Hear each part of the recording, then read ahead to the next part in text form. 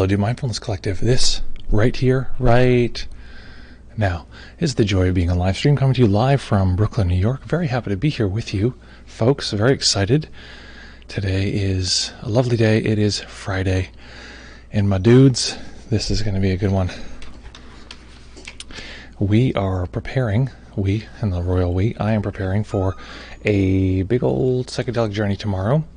And Zen Mind, what's your thoughts on Oregon's legalizing psilocybin? Well, okay, I'm preparing for a big psychedelic journey tomorrow, so that's a very apropos question. Here's my thoughts. I don't know the law that they passed, but my hope would actually be, puppy, hopefully she'll quiet down before we start.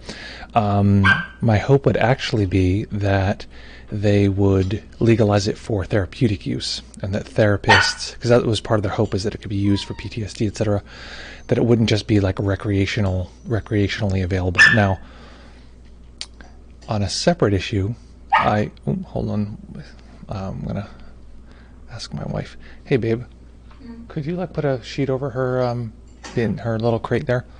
Sorry about that. So my thought is, that's the case. While I do think actually these things should be legal for recreational use, in the public's eye, I want it to have a lot of stability, so that if it becomes usable for recreational use, and some dumb teenager like drives into a telephone pole, which is guaranteed to happen because they're going to drive into a telephone pole on this substance or something else, because it just statistically these kind of things happen. I want there to be a precedent where it's like, no, this has saved X number of lives in this state, and people can speak from their own voice and say, no, you can't get rid of this therapy. So maybe they would pull back and make more restrictions in terms of recreational use or something like that. But again, I would be curious if you feel like looking up the law itself. I'd love to hear it, because that's my personal take. Folks, today I'm going to be talking about preparations for my next psychedelic journey, which is actually going to be tomorrow. By this time tomorrow, I will be in the thick of it. So the point of it all is that we're going to talk about that, and we'll answer any questions that you have. We'll talk about the 3 central things one needs to do to prepare for a psychedelic journey, and how I am personally preparing my own internal stuff. You'll get to hear some of my own some of my own internal cobwebs. So folks, before we do that, we're going to hope and pray this dog stops barking. If not, I'm going to have to take a second and tether her outside in the hallway, which is not ideal. So the point is that excited to be here, very excited to be here. So we are going to be practicing for 25 minutes. In that time period, we are going to have a great old time, and I'm going to encourage folks to stay entirely still. So let me know here in the chat if you're either new to meditation or you are new to the channel in general. We have a nice way of welcoming you. So what's the point here? Is, that's what we're going to do. So folks, usually on Fridays we take requests, meditation requests. So if you have a meditation request, hit me now. What would you like to work on? Anything that's particularly of interest, and we will, I'll try to weave it in. I'm primarily interested, it's helpful for the old throatadelic.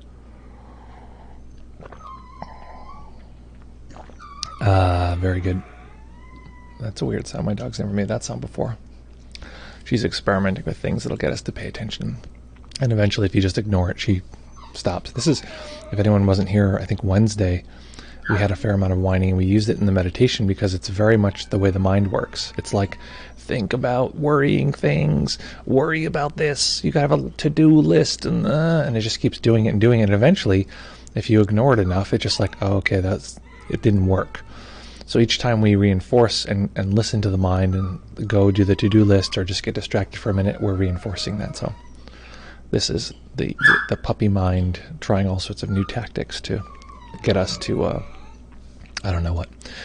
So we're going to meditate for 25 minutes. Find a way to hold the posture still for the duration of the sit. It seems like it's not quieting, so I'm going to give it just a minute. If magically it stops right now. Otherwise, we'll have to tether her in the hallway.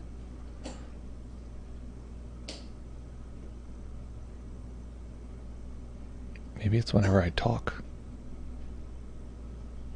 Okay, so here's what's going to happen, folks.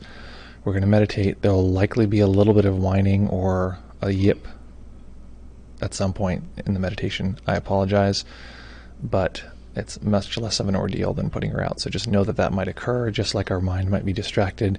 It's not a problem. It's just nature. So notice whatever part of ourselves is fighting that. Okay, so finding that nice comfortable position.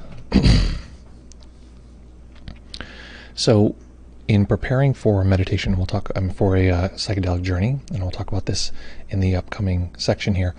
One of the central aspects, the three aspects, are set, setting, and sitter. And I'll describe each one of those. But set is referring to mindset. What is the mind that we're arriving to the journey with? And this is very important because it shapes the experience itself. So what I want to do is not take a meditation period and try to be calm. What I want to do is accept whatever is occurring and talk about and get into whatever might be occurring, whatever kind of mind might be arriving, because my goal is not to make my mind be a certain way. It's more to recognize that whatever occurs is nature and isn't something that I need to fight with. And this to me is a, dare I say, superior perspective or position to come from than I want this to be calm. Although that's natural too. Of course, at times we want ourselves to be calm. So that version of it is nature too.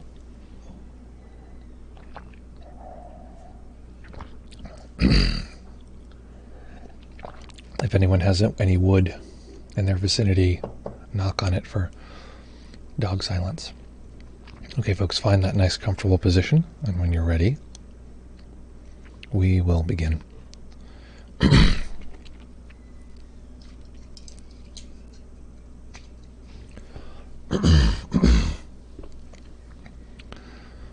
right.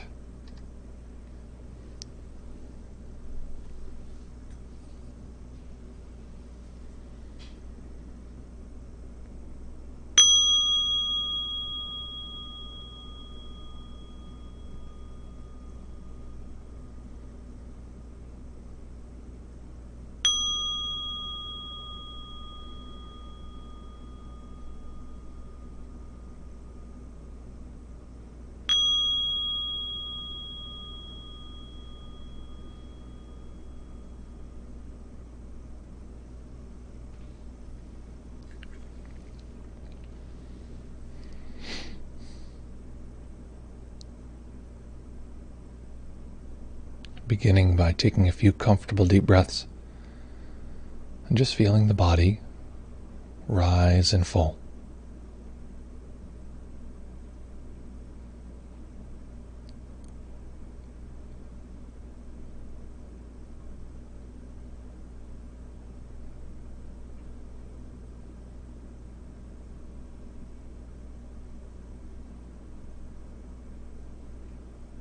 Each time we arrive at a meditation, we arrive with the momentum of all of the previous moments.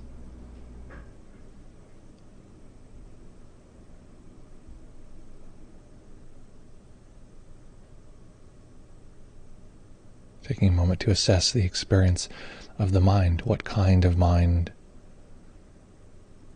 are we arriving to this moment with? How do we do this? Simply by staying with some sensations, in this case, the rising and falling of the body as we breathe.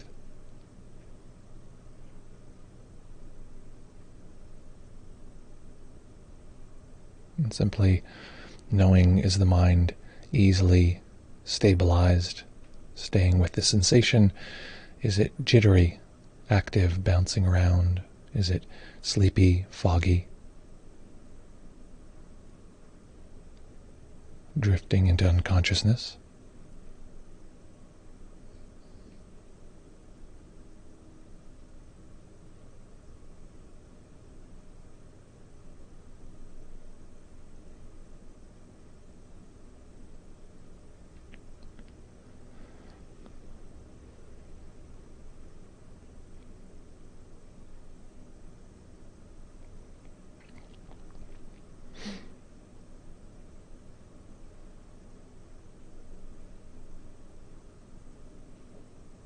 And as we physically relax the body, relaxing the major muscle groups in the body, the neck and shoulders, the arms and hands, the upper chest and upper back,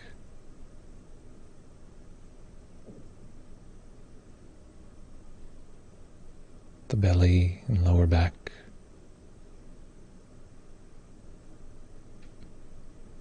the hips and legs and feet,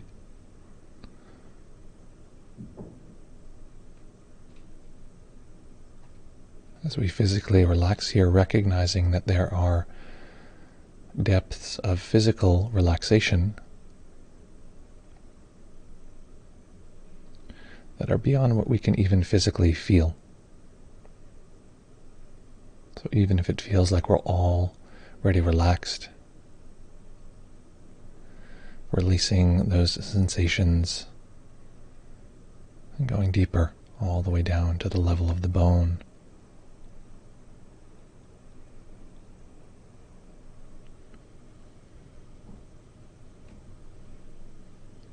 Below what we can consciously detect using our intuition to relax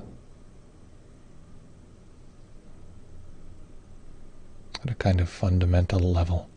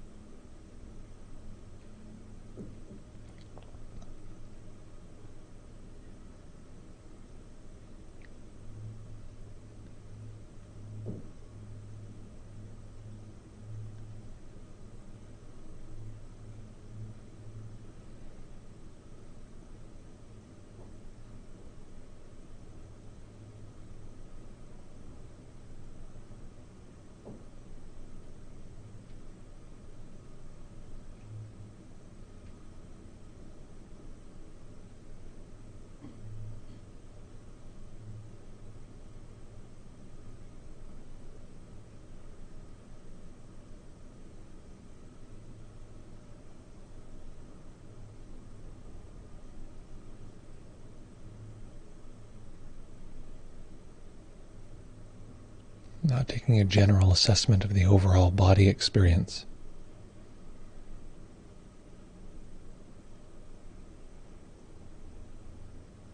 Finding what way of holding awareness would cultivate stability.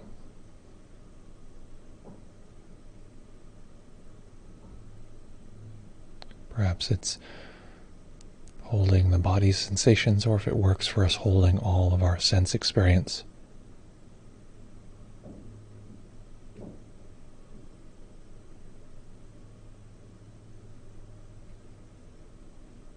Not getting fussy about trying to capture every little bit of data.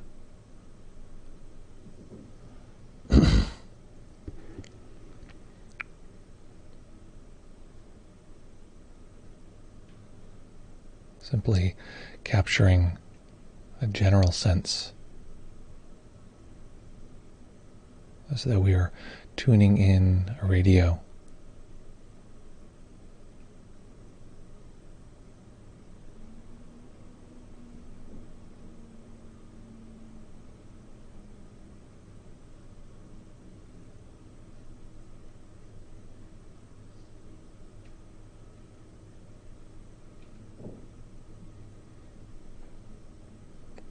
In order to feel stable, the mind will tend to relate to the world with a great deal of assuredness. It'll tell us this is how reality is, even if it's highly skewed.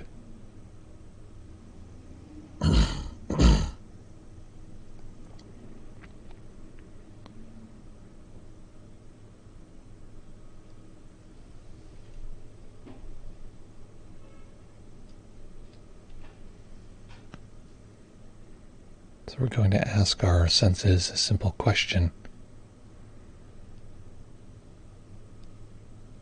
What is the experience of sensing in this particular moment?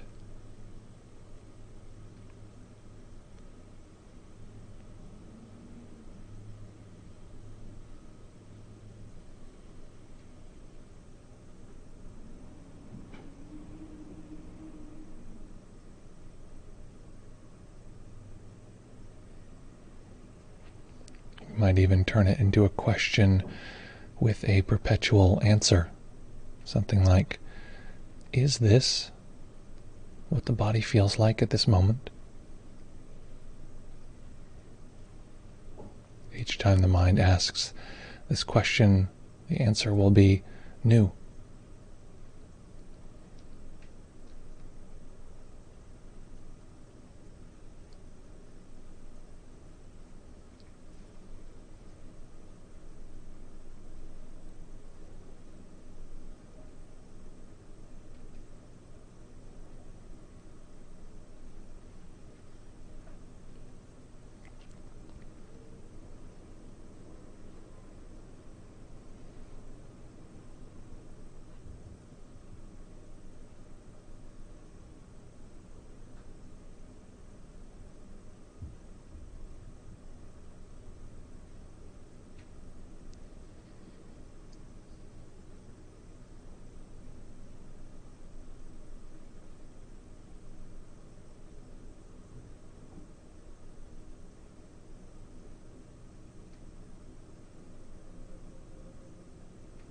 Over and over, is this the way the body feels at this particular moment?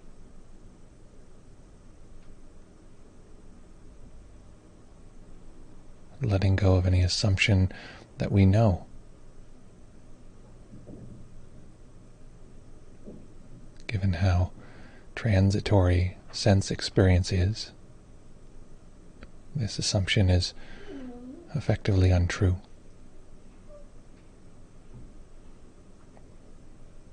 Is this how the body feels at this moment?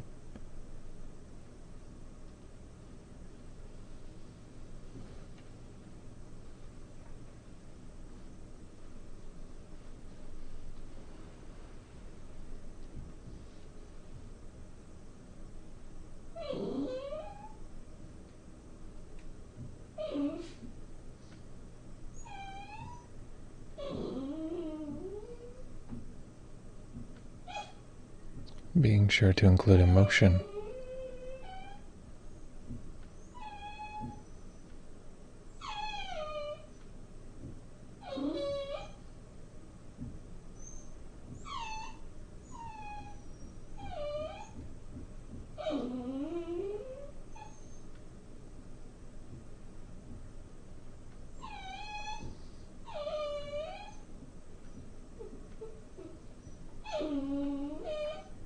If something is challenging, annoying, even if it feels out of place, it's usually the emotion in the body that tells us this. So this is a wonderful opportunity to see if we can detect that reaction in the body.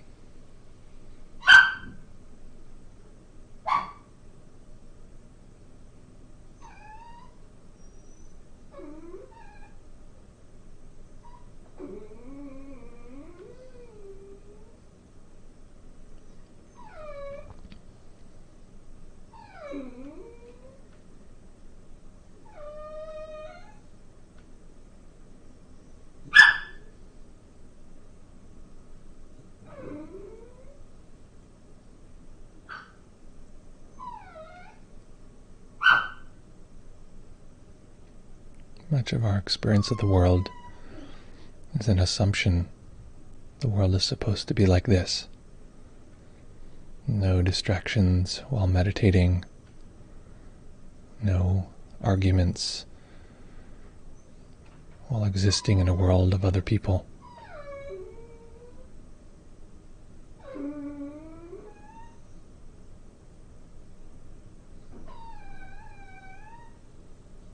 So as we tune into the body, tuning into any part of our experience that the body or mind is resisting, including what we might ordinarily call distraction. In this case, we get to recycle that into the practice.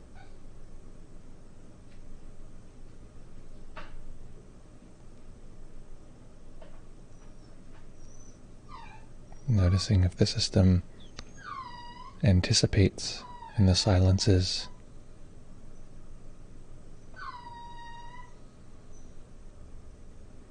waiting as though to catch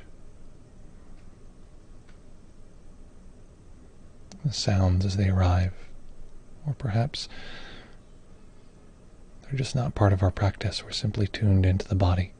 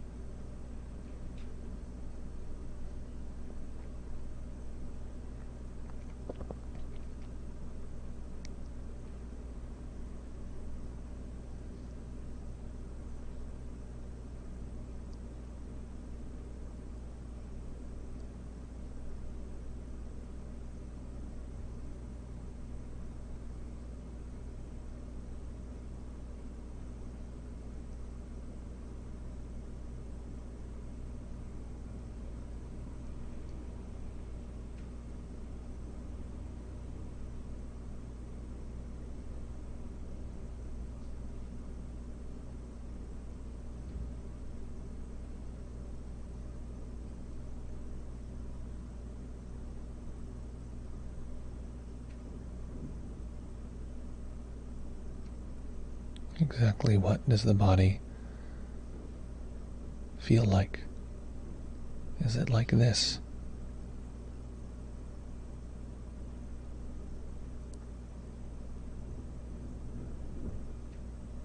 Recognizing that at times difficult experiences may arise.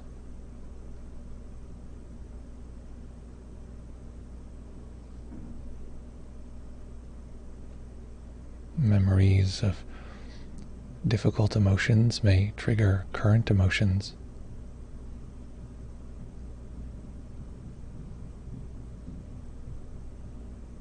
Perhaps, like many, there is a subtle underlying nervousness in the body.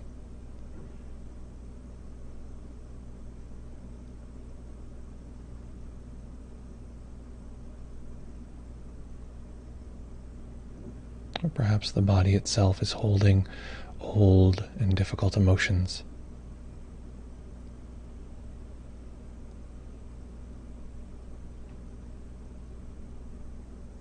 Including any and all of this, or none of it.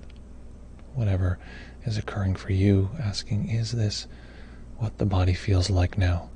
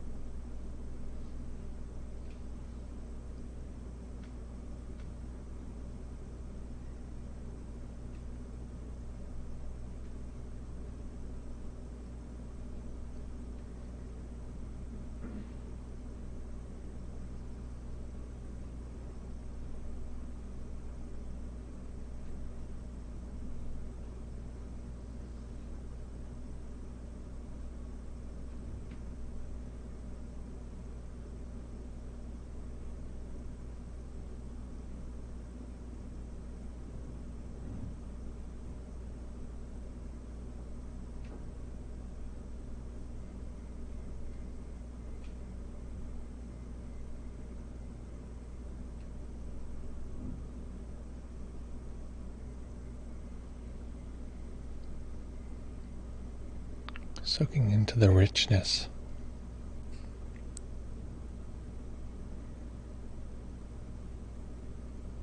the impossible newness. The mind at times will tell us this isn't as interesting as some thought or plan, some memory. And how we counteract that is recognizing the uniqueness of this particular set of sensations. Never before have we had contact with these sensations in this moment.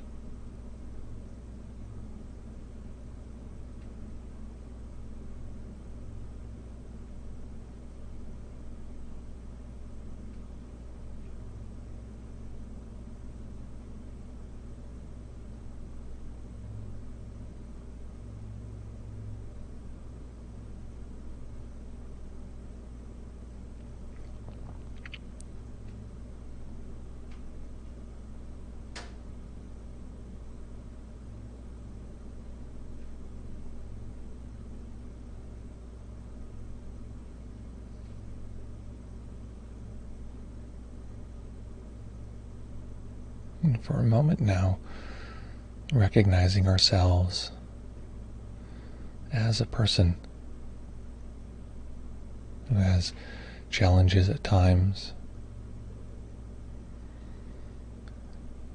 who does their best to navigate the world within difficult circumstances, sometimes easy circumstances.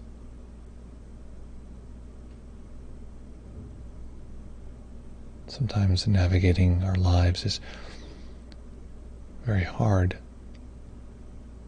but we can accept that. Sometimes it's easy, and sometimes it's difficult, but we can't accept that.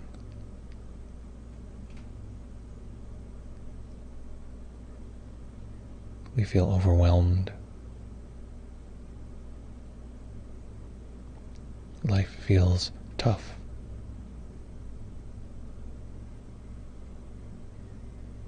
So for a moment, simply accepting that this is nature, the difficulty accepting difficulty.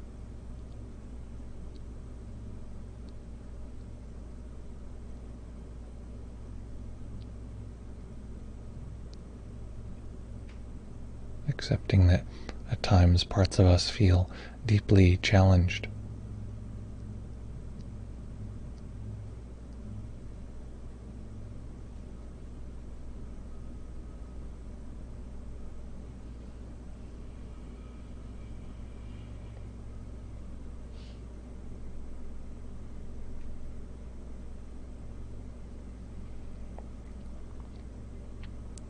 Allowing this to be the truth.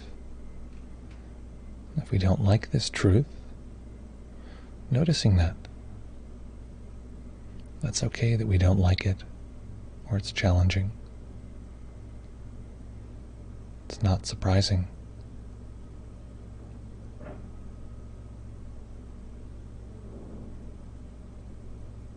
All of our struggles,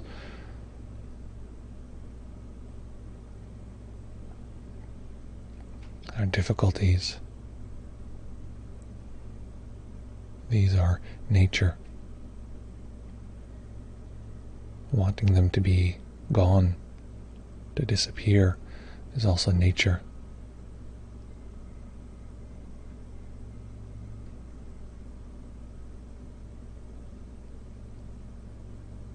So cultivating a moment of understanding. Ah, yes, I understand.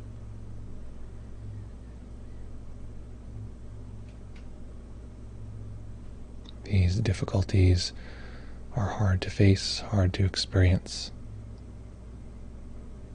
I understand.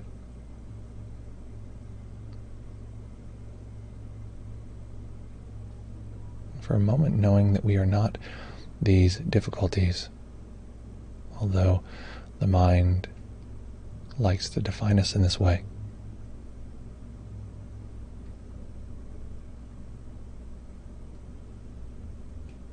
We are a collection of countless sources,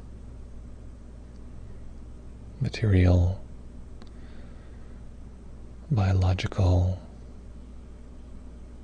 cultural, personal,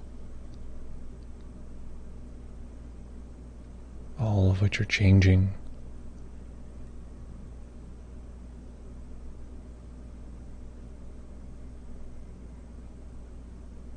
All of which are temporary, impersonal.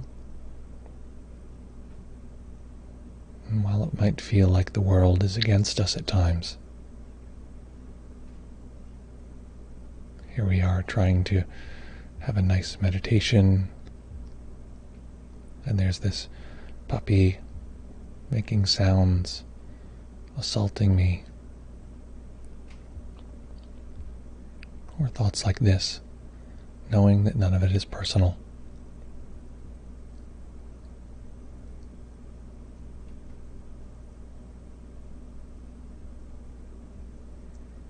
Or simply nature watching nature.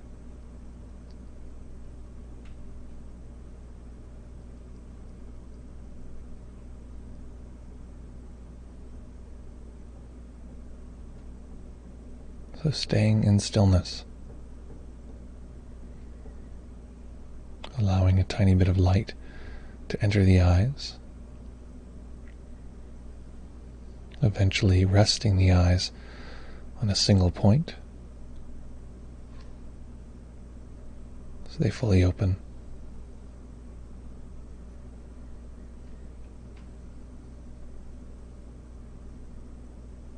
And letting this particular moment here with the eyes open, letting the vastness of seeing show us how to expand our awareness to include it.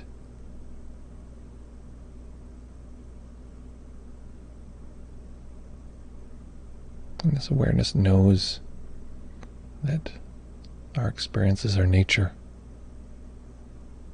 This awareness doesn't need them to be different, even if at times we think they should be. And in this way, allowing this particular moment to be the great teacher that shows us how we might bring this practice into every aspect of our life.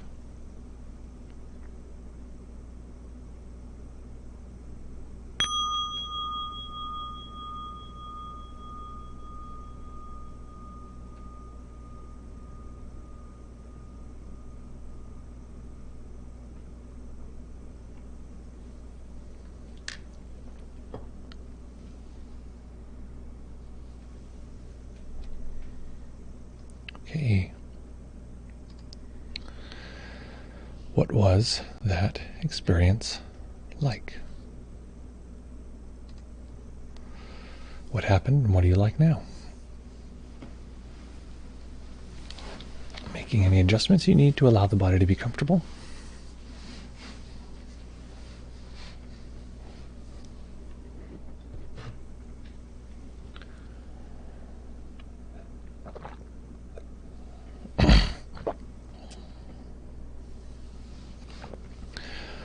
So feel free to hit me up with your reports, meditation reports.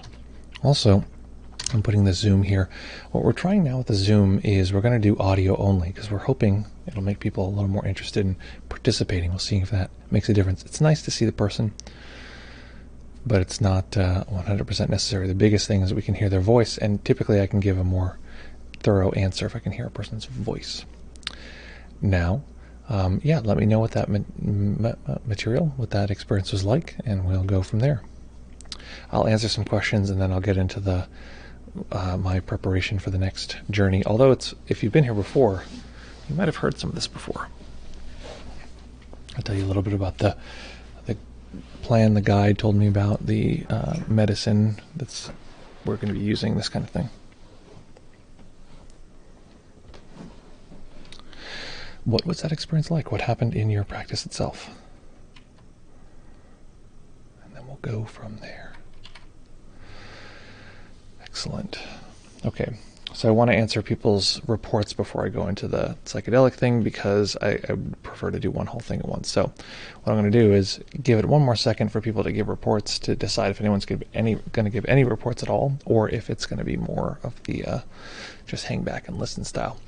So folks, I thought I was actually going to have to take some time off the stream before the journey stuff, because the scheduling was something else, but now it's different. And so I'll be right back here Monday to give a report on what happened in my experience. It's always fun to give the report back of what actually occurred in the experience. Okay, so folks, what I'm going to do is I'm going to go into the conversation about psychedelics, and as I do that, feel free to drop your comments in the chat, and I will respond to those as they come. Or actually, I'll respond to those after I talk about this.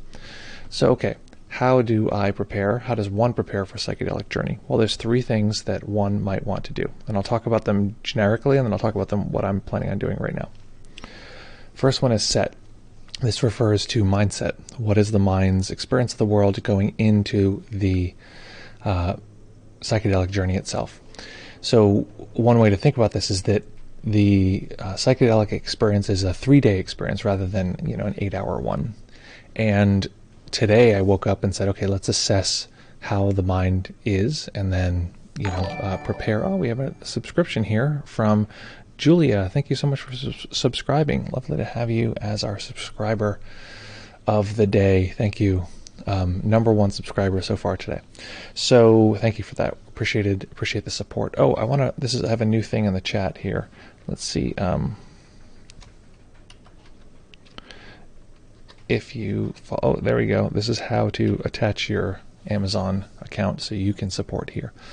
That's the instructions if you follow that link. Okay, so the point is that I am thinking about, is set. So mindset for me right now is basically what we guided in the meditation,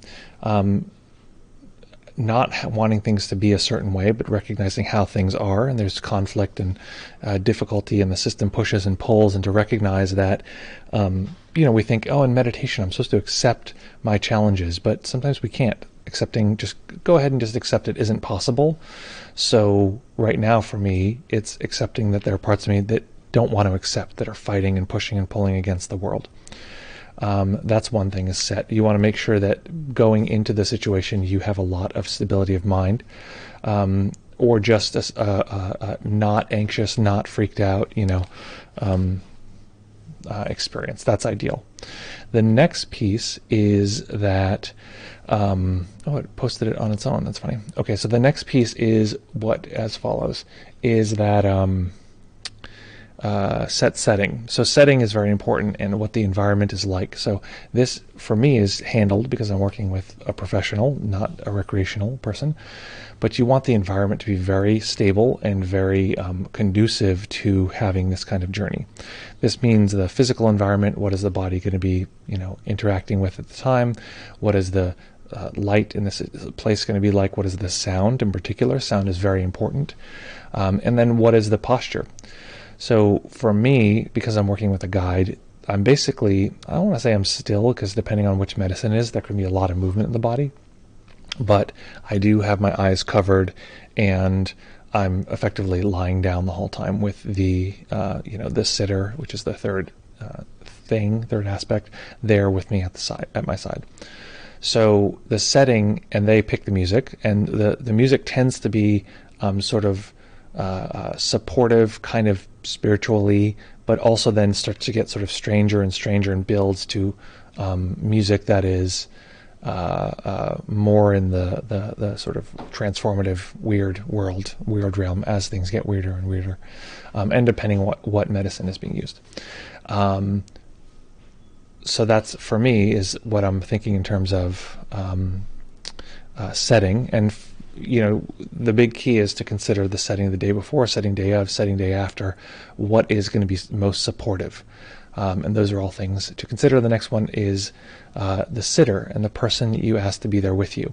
So typically you want someone who has experience with psychedelics and has had deep transformation through that, or someone who's had similar experiences through meditation. Now, the reason you want someone who has experience with psychedelics is because there's a certain kind of logic that can come with psychedelics that isn't, necessarily terribly intuitive. the mind can get very sort of fixated on certain things. It can think certain things are very strange, and there has to be a degree of understanding. I'm trying to think of something specific, but if the mind is just like,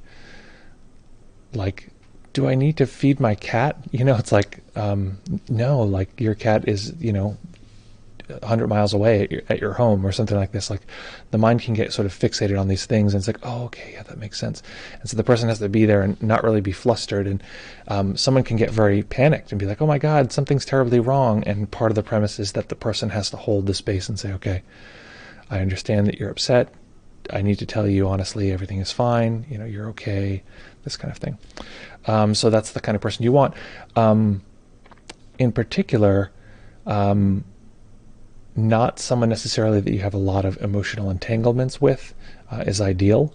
And, while I did this work with Raquel a few times, she was part of the process, and in the journey itself was really incredible, was really able to be there for me, and it was a really powerful experience, and I felt so connected with her. What happened outside of the session, which was sort of neither of us expected, was that this is the theory, that because I was sort of in contact with the most vulnerable part of myself, because I was in contact with this part that feels very, like the world is very challenging, and speaking from that part and sort of navigating that part and trying to understand like how to exist and how to integrate that with the rest of me, having a conversation between these various parts within me. A part of her, which, from my experience, needs support and needs a sense of continuity of like care and love, and compassion, this kind of thing, I think got very concerned that what if this vulnerable part of me is the main part or is the only part. And again, if you know anything about the multiple self model or the internal family systems model, if a part gets a sort of perspective, it can be very significant, because when that part takes over, or in IFS they call it blended, when the sense of who we are is blended with that part, is sort of, we're looking through their goggles, it'll see the world that way. So that became a bit of a challenge that we're still working through. It's been some time now. We've been, we're doing all of our lovely couples therapy and that kind of thing. So it's interesting, and we're working through that. So we've decided to stop doing the journey stuff together for that reason.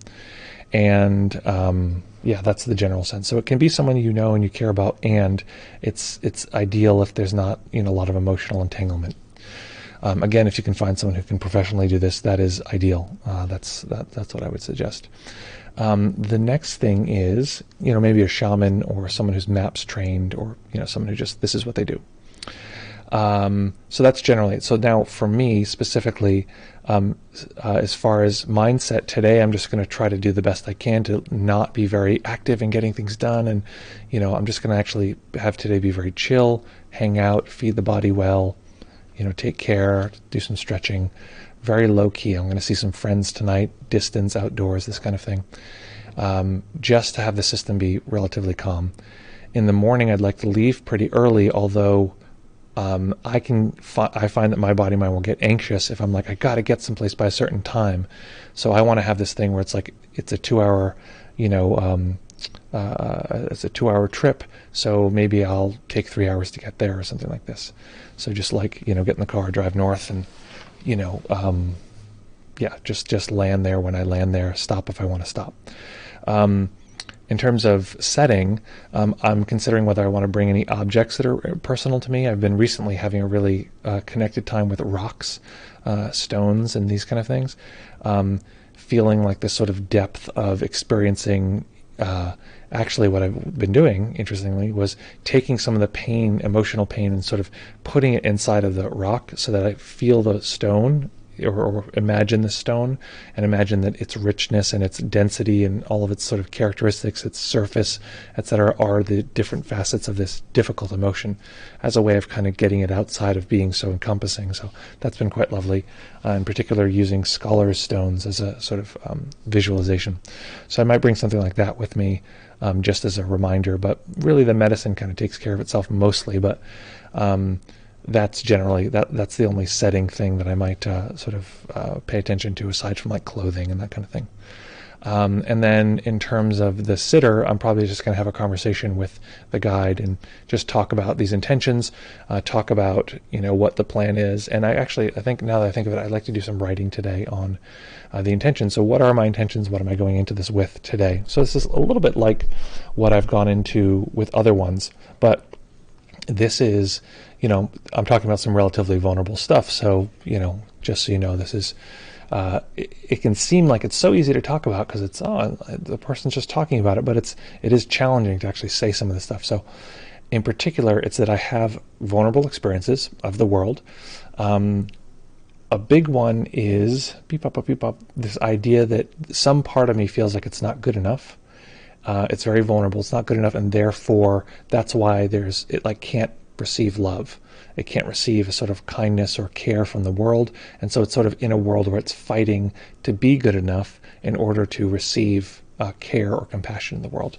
This takes the form of perfectionism, and the shape that takes in my life is that I'll often be stuck. I can't move forward and do some project that I really want to because I'm not sure if it can be perfect, and I haven't thought everything through, even if it's not like a very thought-based project. So the system will be like, not want to do it. So that's what I want to spend time with. And part of it is to look at the fact that I want that part to be different. I want that part to be unstuck. I want that part to be like, I can receive love and I'm free and happy. And that's just another layer of wanting that part to be different.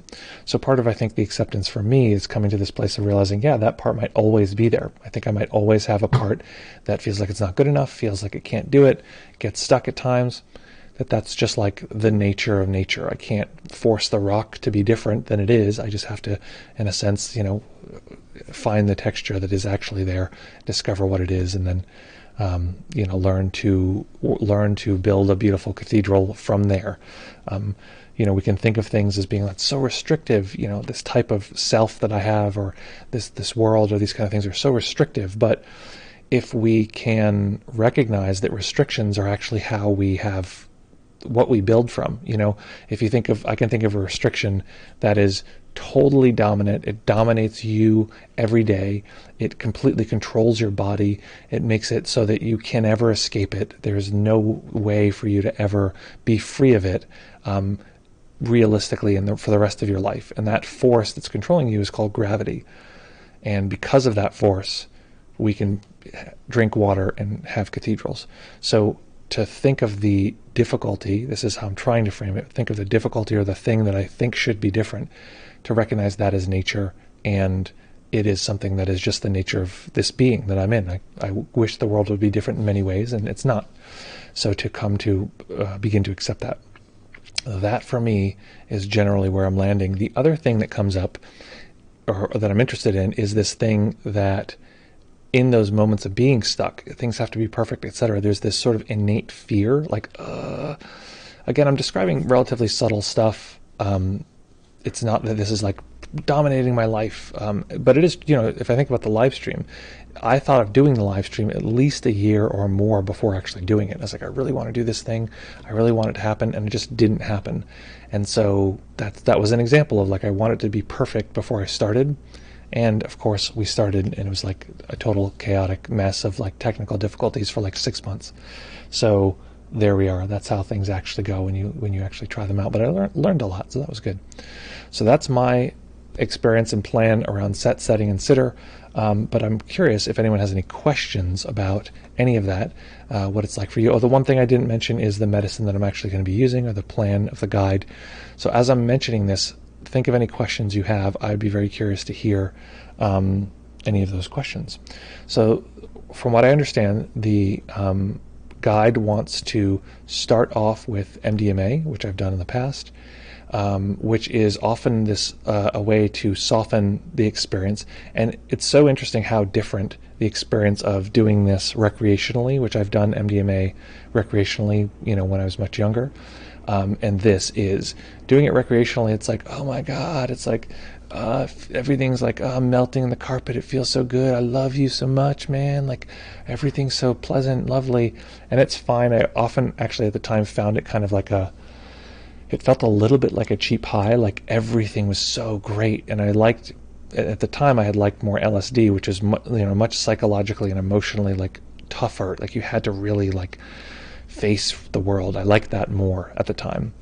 So that experience is like 180 degrees different from the experience of doing it in the right setting, set setting with the right sitter,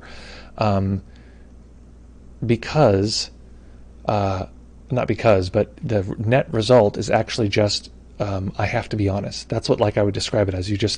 Honesty is just comes to the surface, and you have to talk about reality as it is rather than the way the mind is shaping it. It's like, no, I feel vulnerable, or I feel scared, and it just like the words just come out of your mouth. Hallucinogenic, like 0%. It does not feel hallucinogenic at all. It just feels like I'm there, eyes are covered, this person's with me, and I'm like, oh yeah, of course this thing is true about myself. Of course I'm scared.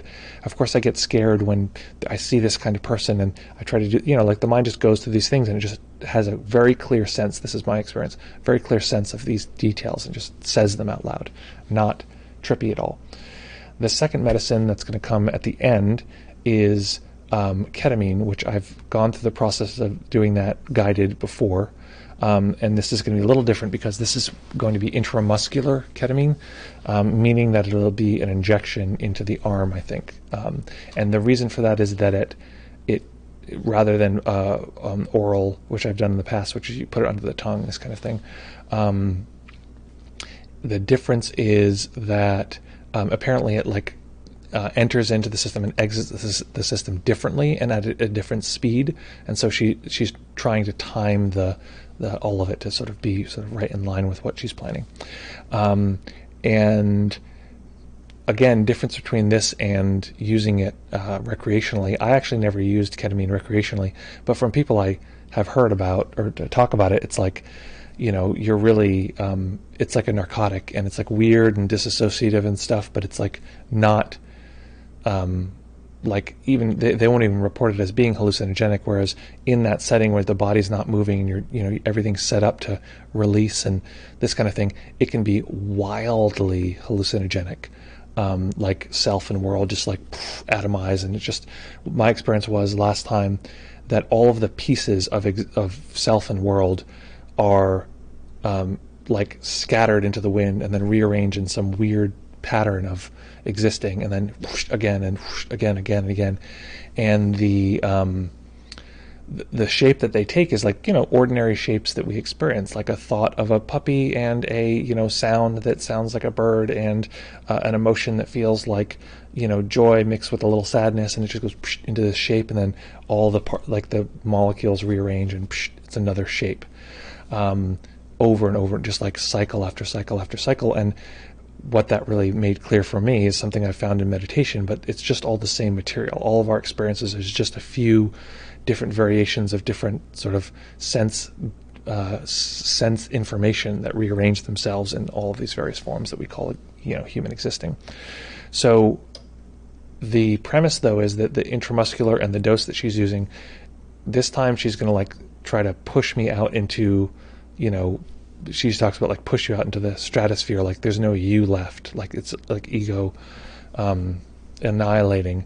But the point is not to have that disappearing, totally transcendent experience. It's actually that loosens up all the bounds, and then when you come back and when you start to reform after a certain number of minutes, or I'm not even sure how long it is, but at a certain point, at that point there's a crack, there's a window where you can take that deconstructed experience and speak and talk about what's going on and reframe all of the material you had been working with for the hours preceding that, and start to talk about what it's like to be reformed from a different perspective, and say, okay, this is what that scared self is actually afraid of. This is the thing that is underlying that. I see this piece here. So that's the general breakdown of what the journey is going to be like, and a lot of it's going to be the integration part after the ketamine starts to wear off, is that conversation afterwards, which of course I think the MDMA will still be present to some degree, so that will be the time when that is where the second half of the talk therapy basically occurs. So we have one. Let's see. Oh, we have two comments here. One is a question about the psychedelic, so I'm going to read that. Oh, we have some more psychedelic questions here. Your description of this process is extremely interesting. Thank you for sharing. Well, thank you so much. 2020CL says, great technique for updating, refreshing the awareness of the moment. I'm wondering if you're talking about the meditation or the journey. That was also like a coaching session. So I think it was the meditation itself, also like a coaching session in how to resist a negative narrative. So I feel more self-compassion and probably more for others' imperfections. Yeah, I mean, the practice that we did today is basically seeing that there's resistance in the system and really accepting the resistance, because it ends up being this sort of like 3D chess game that we play. It's like, accept the world, and that's like level one. Like, if you can just accept everything that's happening, great, good for you. Congratulations, that's a good thing to do. But that's often not the case, and the system's like, no, get away, I don't want these things to be here. And ideally we would say that pushing that, I don't want it, or I want this to be like this, deeply accepting that and saying, of course you're a human body mind, you're going to push and pull, and that's to be expected. Recognizing that is actually a massive freedom in and of itself. Okay, yeah, there's pushing and pulling. Humans are like this. This is a ongoing negotiation that people are experiencing the world through. So that's lovely, lovely. I'm going to jump back here to this other meditation report here from Jean. In past meditations, you suggested at times that we aim to feel the body as a whole. That hasn't been easy for me, but today, for some reason, it happened without my intending it. That's lovely. And that is just it's a matter of trying over time. It's also that don't get too worried about, like, I have to get every little piece of it. It's just like, if you can take right now a general capture of what does the body feel like, it might just be mostly some sensation in the arms or hands or whatever. There's a little bit of sensation, but that's a zoomed in view. So to take that and see if you can combine it with all of the body sensations, all very loosely, like whatever is appearing right now, that's it. No more complex than that. Do it again. Eventually the mind's like, oh, okay, you want me to rest in this place. And this is how we're contacting awareness in this particular practice, is this wide open, spacious sort of consciousness. Although awareness can actually have a small amount of material, we usually learn it and distinguish it as a way of relating to the world through holding a larger container of data. So hopefully that is helpful and interesting. Any other questions, interest, opportunities, needs? Any of those pieces? Again, thank you, Julia, for the subscription. Anyone who's new here, just feel free to hit the follow button. If you're watching this on playback, glad you're here, glad you're enjoying it. Make sure to leave a comment in the video below, and I will answer that question or comment. Okay, folks, so we're going to transition here. We're going to go to a little bit of a wish for you. So here's my wish. I'm going to make a wish for me, actually. My wish is that in the complex, layered experience of the journey, which is, again, it seems like everything comes up. My wish for me is that I can actually hold a little bit of the presence and experience of you. It's a pleasure to be able to do this live stream with you, and it's a very interesting thing because I don't get to see everyone's face. You get to see my face, but I don't see your face, so I have this vague sense that you're there. Maybe you'll say something in the chat, or just I know that you said you were going to be here, or there's some people who are watching the replays or here on the live stream. We've never talked. We might never talk. So there's a vague sense that you exist, and part of my job and part of my interest is to care and to provide a degree of compassion and support that I might not otherwise be able to. So what I am very interested in, generally, is providing that support, being there for people, contributing to the world in the way that I can in that way. And so as part of the journey, which I'm sure this will come up, is just an intention is to recognize this sort of collective field that we're cultivating here in the stream, here in our courses, etc., but in particular on the stream. So thank you very, very much. And a wish for you in this particular moment to notice that there are parts of you that can easily accept the world around you, and there are parts of you that want things to be different. You can even detect this in sometimes our desire for time to move forward. Often if things stop happening, suddenly the system craves things to continue to happen.